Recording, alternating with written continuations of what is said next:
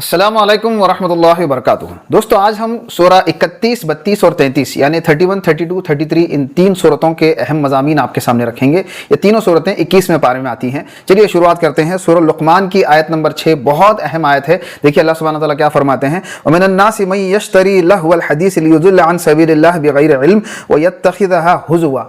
इंसान में से कोई ऐसा भी है, इंसानियत में से कोई ऐसा भी है जो बाजार से ऐसी चीज़ खरीद कर लाता है जो अल्लाह के ज़िक्र से दूर करती है। लहवल हदीस कहा गया, ऐसी चीज जो बेकार हो, जो बेकाम की हो, जो बेसूद हो, लहू कहा गया। लहू और लहू जो है वो ऐसी काम होते हैं, ऐसी चीज़ें होती हैं जिनसे कोई फ़ायदा नहीं होता। मुफस्सिरीन यहाँ सबसे पहले तो ये फरमाते हैं कि इससे मुराद गाने बजाने की चीज़ें होती हैं। अब आप देखिए हम कितनी कसरत से इन चीज़ों में मुलविस हैं। यहाँ देखिए अल्लाह सुब्हानहू व तआला कैसे डिस्क्रिप्शन दे रहे हैं, किस तरह से तफसील बयान कर रहे हैं कि ये लोग बाजार से खुद पैसे देकर ऐसी चीज़ें खरीद कर लाते हैं, जबकि अल्लाह का कलाम हमारे सामने है। अल्लाह सुब्हानहू व तआला मुफ्त में वो कलाम दे रहा है हमारी हिदायत के लिए, लेकिन हम अल्लाह की हिदायत को छोड़कर ऐसी चीज़ें खरीद कर लाते हैं जो हमें लहव हैं, जो हमें लहव और लहव कामों में मुलविस करती हैं, यानी बेकार के कामों में मुलविस करती हैं। मुफस्सिरीन ने इसमें फरमाया है कि इससे मुराद गाना बजाना, और मजीद मुफस्सिरीन ने यह फरमाया कि इससे हर वो चीज़ मुराद है जो अल्लाह के ज़िक्र से यानी अल्लाह के कलाम से दूर करे। यहाँ हम आपको फिर से याद दिला दें मेरे दोस्तों, सूरह फुरकान की आयत नंबर 30 की तफसील बताते हुए हमने आपके सामने एक हदीस बयान की थी। वो हदीस हम आपके सामने फिर से दोहरा रहे हैं। क़यामत की निशानियों में से ये निशानी अल्लाह के रसूल सल्लल्लाहु अलैहि वसल्लम ने बयान की कि क़ुर्ब क़यामत जो है लोग डींगे हाँका करेंगे, यानी अमल कम हो जाएगा और बातें बहुत ज़्यादा हो जाएंगी और मुसन्नात आम हो जाएंगी, इतनी आम हो जाएंगी कि एक शख्स भी उनका इनकार नहीं कर पाएगा, यानी उनसे बच नहीं पाएगा। सहाबा ने पूछा, या रसूलुल्लाह सल्लल्लाहु अलैहि वसल्लम मुसन्नात से मुराद क्या है? अल्लाह के रसूल सल्लल्लाहु अलैहि वसल्लम ने फरमाया, अल्लाह की किताब के अलावा जो कुछ भी लिखा जाए वो मुसन्नात है। अल्लाह के रसूल सल्लल्लाहु अलैहि वसल्लम ने यहाँ क्या बात फरमाई है मेरे दोस्तों। अच्छा, यहाँ ये भी एक बात हम समझ लें कि हम ये मानकर खामोश न रहेंगे, अरे ये तो अल्लाह के रसूल सल्लल्लाहु अलैहि वसल्लम ने पेशेनगोई कर ही दी है तो होकर ही रहेगा। यहाँ ये मुराद नहीं होता है, यहाँ तरहीब होती है। यहाँ इन चीज़ों से डराया गया है कि हम अल्लाह के कलाम के अलावा दीगर चीज़ों में मुलविस न हो या फिर मसरूफ़ न हो, और इतना मसरूफ़ न हो कि कलाम इलाही सेकेंडरी हो जाए। यहाँ मुराद ये है कि कलाम इलाही अल्लाह का कलाम जो है कुरान जो वो सेकेंडरी नॉलेज बन जाए और फर्स्ट नॉलेज जो है वो कुछ और हो जाए। यहाँ बनी इसराइल के मुताल्लिक़ भी एक रिवायत आती है कि उन लोगों ने, उनके उलमा ने एक किताब लिखी और उन्होंने उसी को पकड़ लिया और अल्लाह के नाजिल करदा कलाम को छोड़ दिया। यानी गौर कीजिए मेरे दोस्तों कि कितनी ख़तरनाक चीज़ है, कितनी तंबीह की गई है। मुसन्नात से मुराद क्या है, ज़रा गौर करें मेरे दोस्तों। हर वो चीज़ जो अल्लाह के कलाम से, कुरान से दूर करे। इसीलिए हम बार बार ये कहते हैं कि हमारा जो मकसद है वो आपको कुरान से करीब करना है। अगर हमारी तकरीर, अगर हमारी ये सीरीज़ आपको कुरान से करीब ना करे और फिर आपके जहन में सिर्फ एक मुकर्रिर बन जाए जिसके वीडियोज़ आप ज़िंदगी भर देखने लग जाएं और ख़ुद कुरान को पढ़ने वाले न बने, तो हमारी ये सीरीज़ बेकार है, हेच है, फेल है मेरे दोस्तों। और यही मामला हर मुकर्रिर का होना चाहिए कि हर तकरीर जो है वो कुरान के करीब करनी चाहिए। लोगों के अंदर वो मिजाज पैदा करना चाहिए कि वो खुद भी पढ़ने वाले बने, वरना वो मुसन्नात वाला मामला हो जाएगा। बहुत तफसील इसके मुताल्लिक़ मुफस्सिरीन ने लिखी है कि हर वो चीज़, चाहे वो दीनी लिबादा ओढ़ कर ही क्यों ना आए, वो किताबें जो लिखी जाएँ और उसके ज़रिए लोग अल्लाह के कलाम से दूर हो जाएँ, यानी उसी को पढ़ते रह जाएँ और अल्लाह के कलाम को न पढ़ें, उसको न समझें, उस पर गौर व फिक्र न करें, उसकी तफसीर न पढ़ें, बल्कि ये समझें कि ये जो फलां हमारे उलमा ने किताब लिखी है ये हमारे लिए काफ़ी है। चाहे किसी भी आलिम की किताब हो, वो अल्लाह के कलाम की बराबरी नहीं कर सकती, नहीं कर सकती, नहीं कर सकती, नहीं कर सकती। अल्लाह सुब्हानहू व तआला हमें इस बात को समझने की तौफीक अता फरमाए मेरे दोस्तों। अब चलिए आगे बढ़ते हैं मेरे दोस्तों। आयत नंबर 4 सूरतुस सजदा की अल्लाह सुब्हानहू व तआला क्या कहते हैं, देखिए, अल्लाहुल्लज़ी खलक़स समावाति वल अर्ज़ वमा बैनहुमा फ़ी सित्तति अय्याम सुम्मा इस्तवा अलल अर्श। यहाँ हम सुम्मा इस्तवा पर गौर करेंगे मेरे दोस्तों। अल्लाह सुब्हानहू व तआला वो है, अल्लाह क्या कह रहे हैं, अल्लाहुल्लज़ी खलक़स समावाति वल अर्ज़, वो है जिसने आसमानों और ज़मीनों को बनाया और जो कुछ भी उसके दरमियान है उसको बनाया 6 दिनों में। यहाँ 6 दिनों से क्या मुराद है? फी सित्तति अय्याम, अय्याम से मुराद क्या है मेरे दोस्तों? अय्याम से मुराद दिन भी होता है, और मुफस्सिरीन ने यह लिखा है कि अल्लाह के नज़दीक एक दिन जो है 1000 सालों के बराबर, एक लंबी सदी, एक लंबी मुद्दत के बराबर भी हो सकता है या होता है। क़यामत के मनाजिर में भी जो है इसका बार बार तस्करा आया है। तो यहाँ दिन से मुराद जो है एक लंबी मुद्दत है, या फिर यूं कहिए कि 6 ईयॉन्स, 6 इपॉक्स, 6 स्टेजेस में ये जो है बनाया गया है। उसके बाद आइए अक़ीदे से मुताल्लिक़ एक बहुत अहम बात, ईमानियात से मुताल्लिक़, सुम्मा इस्तवा अलल अर्श, اور اللہ سبحانہ تعالیٰ عرش پر مستوی ہو گیا، عرش پر مستوی ہو گیا، اللہ سبحانہ تعالیٰ نے عرش پر استوا فرمایا۔ اب یہ استوا کیا ہے، استوا کی کیفیت کیا ہے؟ ائمہ کرام نے، محدثین نے بار بار تکرار کے ساتھ ہر صدی میں یہ بات کہی ہے۔ سب سے پہلے امام مالک نے یہ بات کہی کہ استوا کا علم ہمیں ہے، اس پر ایمان لانا ضروری ہے، اس کی کیفیت ہمیں نہیں پتہ ہے کہ استوا اللہ سبحانہ تعالیٰ نے کس طرح سے کیا، پھر اس کی کیفیت کیا، اس کی ڈسکرپشن کیا ہے، اس کی کیفیت ہمیں نہیں پتہ ہے، اس پر ایمان لانا ضروری ہے اور اس پر سوال کرنا بدعت ہے۔ بس اتنا سمجھ لیجئے میرے دوست۔ اللہ سبحانہ تعالیٰ کی ذات و صفات کے متعلق اللہ سبحانہ تعالیٰ نے اپنے آپ کو جس طرح سے ڈسکرائب کیا ہے اتنا ہی کرنا، اس میں کنتو پرنتو ایڈ کرنا، اس میں بریکٹس لگا کر اس کو اور ڈسکرائب کرنے کی کوشش کرنا، یہ خطرے کو دعوت دیتا ہے میرے دوستو۔ ہمیں ان گڑبڑیوں سے اگر بچنا ہے تو ہمیں اسٹریٹ فارورڈ یہ کہنا ہے کہ ان صفات کی جو کچھ بھی تفصیل اللہ سبحانہ تعالیٰ نے جتنی بیان کی ہے اتنی ہی، بس اس سے آگے کچھ نہیں، بس، یا پھر اللہ کے رسول صلی اللہ علیہ وسلم کے زبان مبارکہ پر اس کی تفصیل ہو، بات ختم۔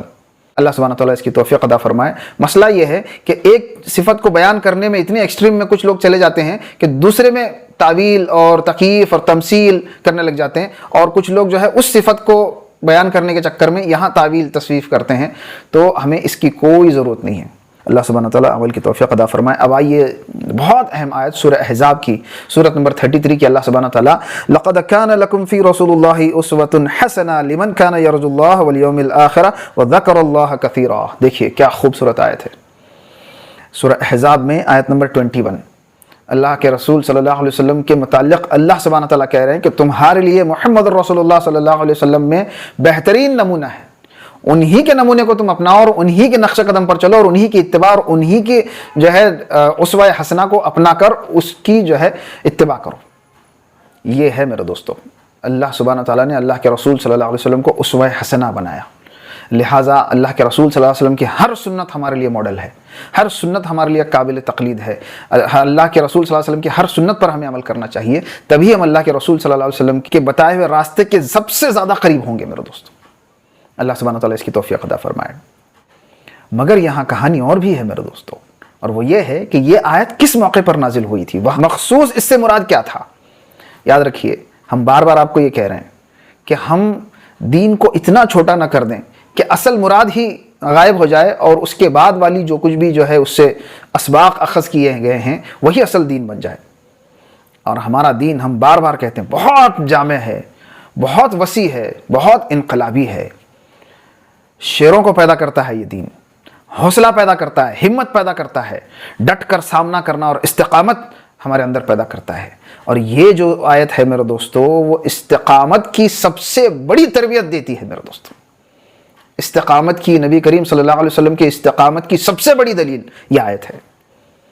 کیا کہا یہاں پر اللہ سبحانہ تعالیٰ نے، ذرا دیکھیے کن حالات میں کہا، پہلے یہ بتاتا ہوں میرے دوست۔ جنگ احزاب کا منظر یاد کیجئے۔ جنگ احزاب جنگ احد کے بعد ہوئی۔ اب پورے عرب کے مشرکین کو یہ لگ رہا تھا کہ یہ مٹھی بھر مسلمان جو کھڑے ہوئے تھے، 313 تھے، بدر میں انہوں نے فتح پائی اور احد میں انہوں نے بہت بڑا نقصان کیا، اب اگر ان کو ختم کرنا ہے تو سب کو مل کر ہی ختم کرنا ہوگا۔ تو پورے عرب نے جو ہے مل کر حملہ کیا، 12,000 کا لشکر، 10,000 عرب اور اس کے بعد جو ہے غطفان سے 2,000، 12,000 کا لشکر ہر طرف سے حملہ ور۔